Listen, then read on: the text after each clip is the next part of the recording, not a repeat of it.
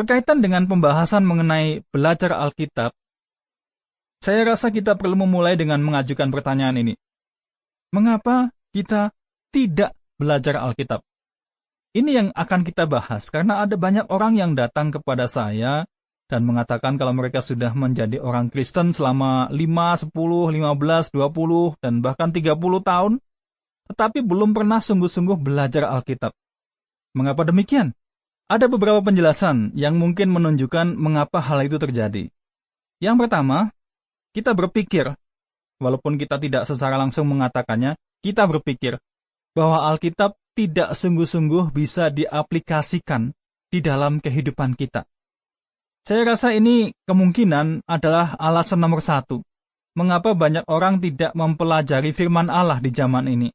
Mereka berpikir bahwa Alkitab itu kuno, ketinggalan zaman.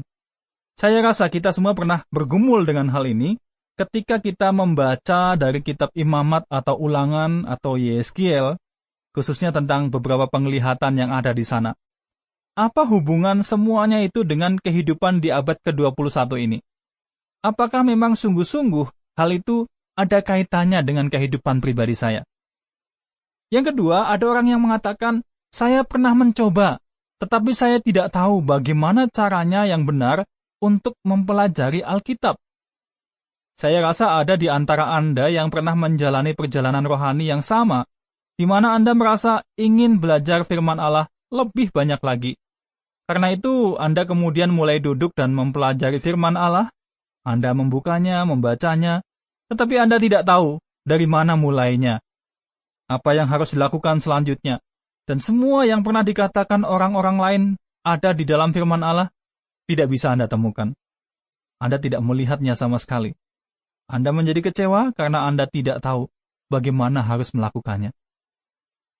Yang ketiga, ada orang yang mengatakan, saya tidak belajar Alkitab karena saya bukan ahli. Bukankah itu pekerjaan para hamba Tuhan? Ini kesukaan saya.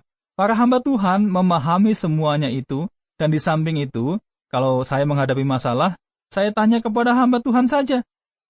Satu-satunya masalah adalah kalau dibukakan pintu demikian, maka setiap hari akan datang puluhan dan bahkan ratusan pertanyaan kepada hamba Tuhan itu tentang apa artinya ayat ini dan bagaimana penjelasan dari suatu ayat. Memang kedengarannya bagus kalau dilihat dari sisi penanya, tetapi tidak terlalu bagus kalau dilihat dari sisi orang yang harus berjuang untuk menjawabnya. Jadi sebaiknya begini saja.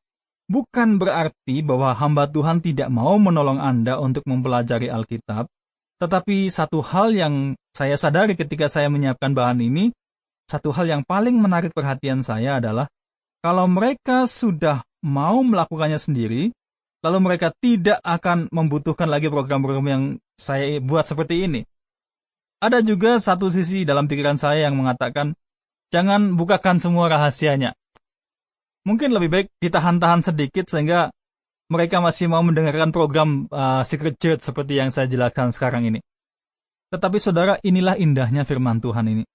Sangat besar kemungkinannya bahwa bukan hanya saya, dan juga bukan hanya salah satu hamba Tuhan saja yang bisa membukakan kunci kepada keindahan firman Allah.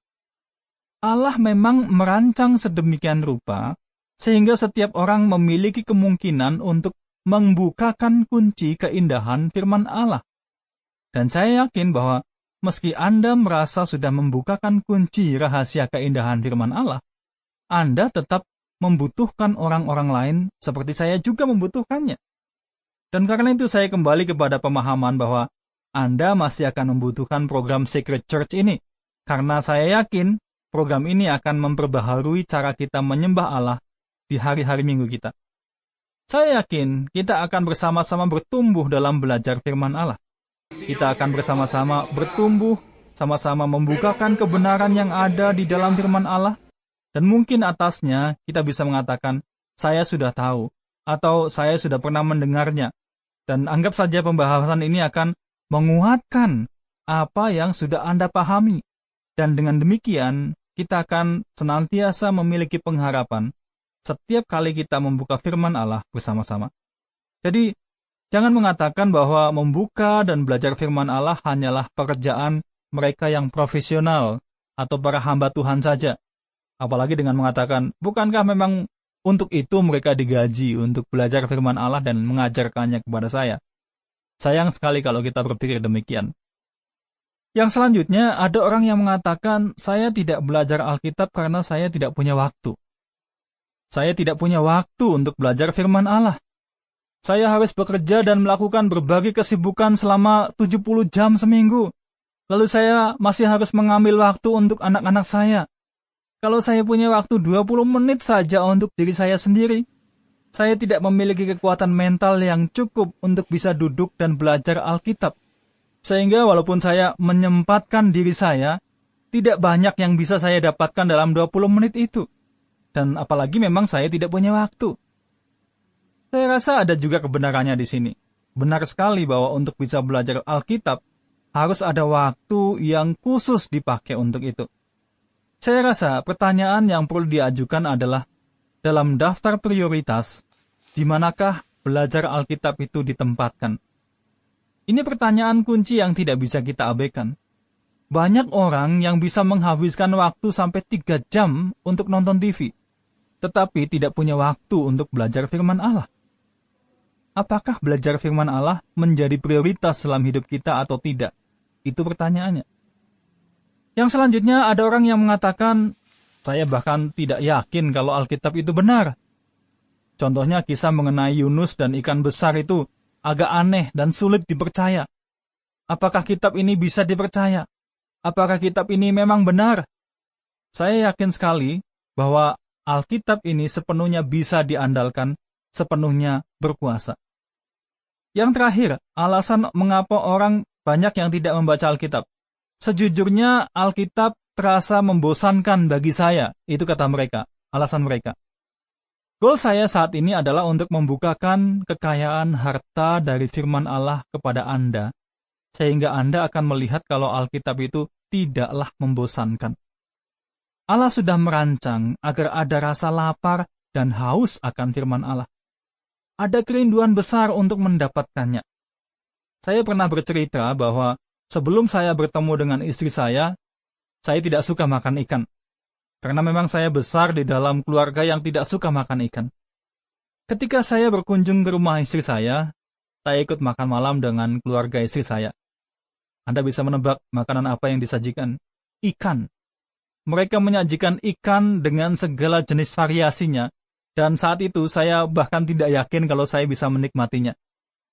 Tetapi itu di rumah pacar saya, dan saya ingin hubungan itu berlangsung dengan baik. Karena itu, saya menatap makanan itu dan memakannya, serta mengatakan bahwa makanan itu sangat enak, dan menunjukkan ekspresi seolah-olah saya benar-benar menikmatinya. Yang lebih buruk adalah mereka percaya bahwa saya benar-benar suka dengan ikan itu. Anda bisa menebak, setiap kali saya datang, yang dimasakkan adalah ikan. Tetapi sekarang, setelah saya menikah bertahun-tahun dengan istri saya mulai suka ikan. Satu-satunya alasannya adalah karena saya harus belajar untuk suka makan ikan. Semakin sering saya makan ikan, semakin bertumbuh kemampuan saya untuk menikmatinya. Mungkin alasan mengapa kita menganggap bahwa Alkitab itu tidak menyenangkan dan bahwa mungkin alasannya karena membosankan adalah karena kita tidak sungguh-sungguh pernah menikmatinya. Karena saya yakin bahwa semakin kita menikmatinya, semakin kita akan merasa lapar, semakin kita merindukan dan kita akan takjub karenanya. Alkitab mengatakan bahwa kita akan gemetar mendengar firman-Nya. Kitab ini, saudara, sama sekali bukan kitab yang membosankan. Kemudian, mengapa kita